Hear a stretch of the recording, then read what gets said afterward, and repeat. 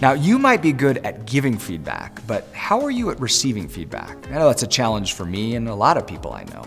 Let me give you a tip to think about this differently. When someone brings you a message that you didn't know was coming, maybe some tough feedback or an honest message that you didn't expect, consider these tips to help you respond most effectively. First, thank them for their feedback. Second, take a pause. And by the way, that may be a pause for an hour, that may be a pause for a day, but ask them if you can take a pause to make sure that you have your best self in place to be able to have the conversation. Remember, taking a pause is not the same thing as taking a pass on the conversation. Third, use the ABCs.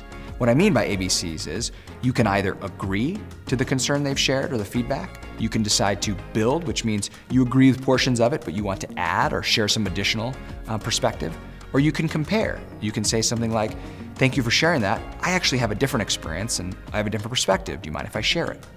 So when you're receiving feedback, especially the stuff you're not expecting, thank them for the feedback, call for a pause if needed, and use the ABCs to be able to continue the dialogue.